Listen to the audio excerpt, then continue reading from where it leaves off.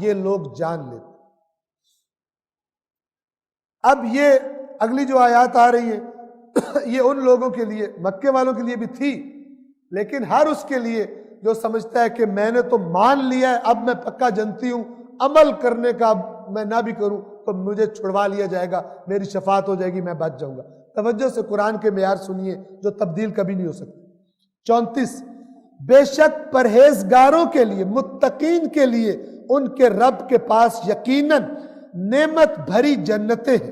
35 اللہ سوال کرتا ہے تو کیا ہم مسلمین کو، مسلمین یعنی سر جھکانے والے، سرکشی نہ کرنے والے، اطاعت کرنے والے، کیا ہم مسلمین کو مجرموں جیسا بنا دیں گے؟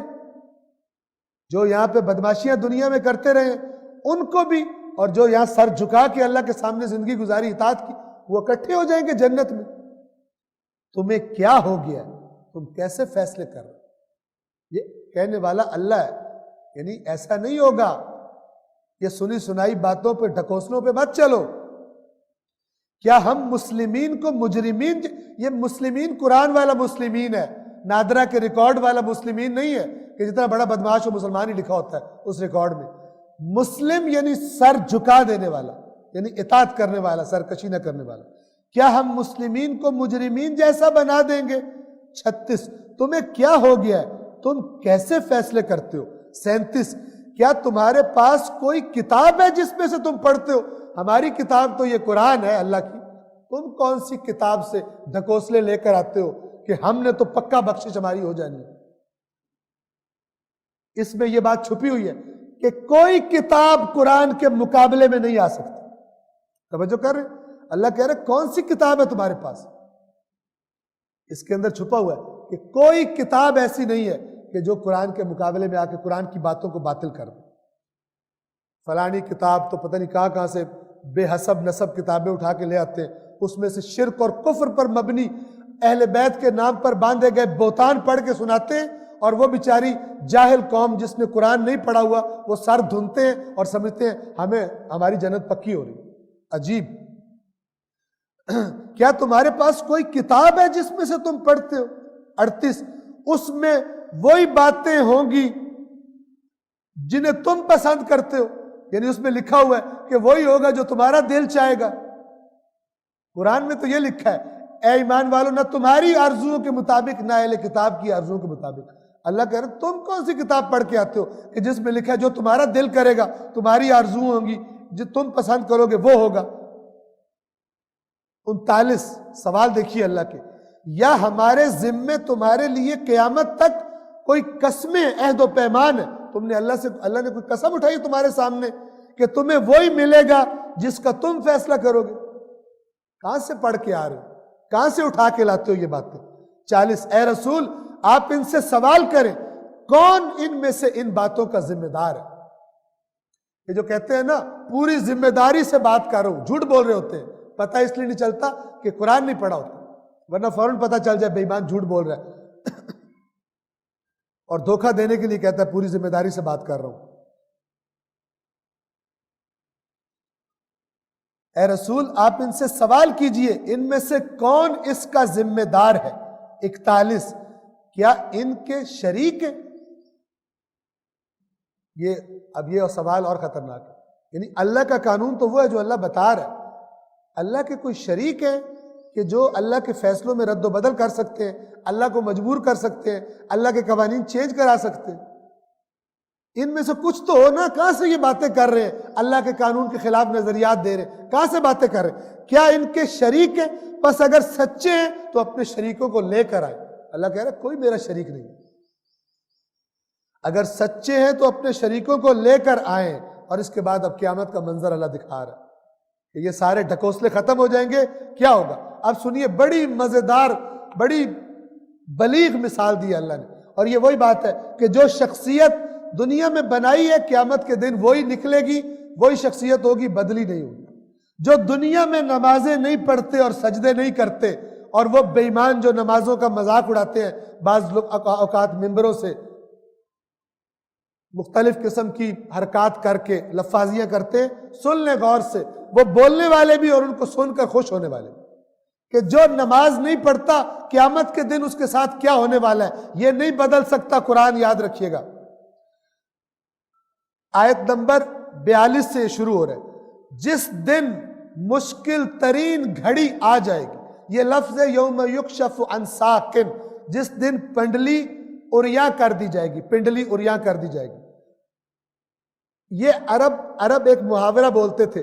جب کسی کام کے لیے تیاری کرنی ہوتی تھی تو گویا کہ اپنے کپڑے سمیٹ لیتے ہیں. آج بھی اگر مثلا دوڑنا ہو تو کیا کرتے ہیں؟ جو مثلا شلوار قمیض جیسے کپڑے پہنے ہو تو وہ کپڑے اوپر اٹھا کے سمیٹ لیتے ہیں.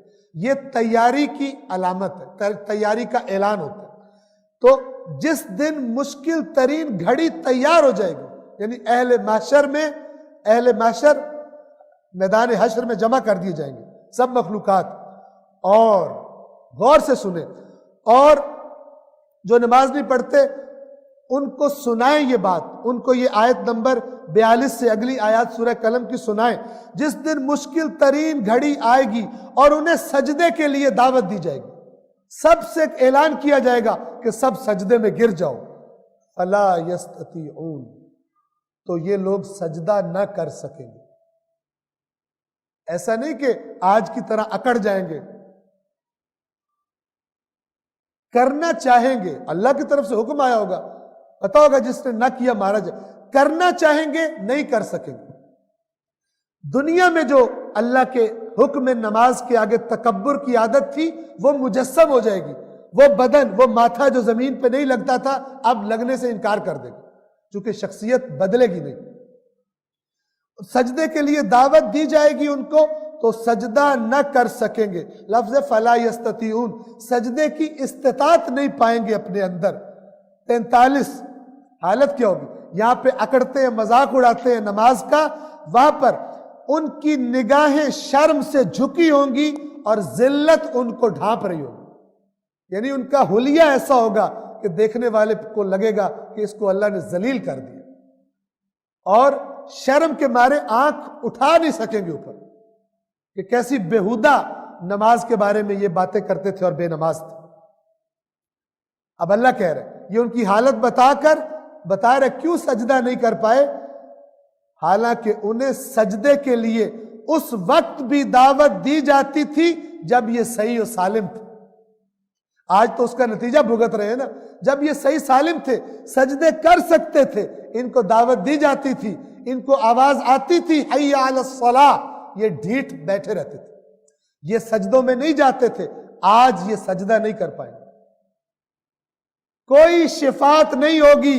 ابھی آگے اسی 29ویں پارے کے، آج تو ہم اس کو شاید شام والے درس میں ہم پہنچ جائیں، سورہ مدثر میں نماز جو نہیں پڑھتے تھے وہ قیامت کے دن اللہ کہے گا ان کو شفاعت کرنے والوں کی شفاعت کوئی فائدہ نہیں دے گی. بے نماز ہوشیار ہو جائیں ان بے ایمانوں سے بھی جن سے سن کے تم نماز سے غافل ہو گئے ہو. وہ تمہارے دشمن ہیں، تمہیں جہنم میں پہنچانے کے لیے دھکیل رہے ہیں، جو تمہیں نماز کو ہلکا بنا کے پیش کرتے ہیں.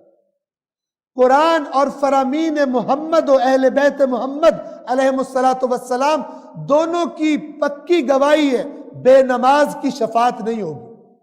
بے نماز کی شفاعت نہیں ہوگی. دھوکے میں مت رہو. ان کی نگاہیں جھکی ہوں گی اور ذلت ان پر چھائی ہوگی، حالانکہ انہیں سجدوں کے لیے اس وقت بھی بلایا جاتا تھا جب یہ لوگ صحیح و سالم تھے. آج تو یہ نہیں کر سکیں گے سجدہ. آج تو وہی جو سجدوں کے عادی تھے وہی سجدہ کریں گے، دوسرے سجدہ نہیں کر سکیں گے. 44 اب اللہ تعالیٰ کی آیات. کچھ لوگ کہتے ہیں یہ تو مکے کے کافروں کے لیے، اور قیامت تک کے لیے ہیں. عقل سے کام لو. آج بھی سجدوں سے روکنے والے موجود ہیں، اور سجدے نہ کر کے بھی جنت کی ٹکٹیں لے کے بیٹھے ہوئے موجود ہیں. توجہ کیجیے آیت نمبر 44. اس میں اللہ کہہ رہا ہے رسول جو میری بات کو جو میں قرآن میں بتا رہا ہوں، جو اس کو جھٹلا رہا ہے آپ اس کو چھوڑ دیں، میں خود اس سے نمٹوں گا. یہ لاسٹ سٹیج ہے.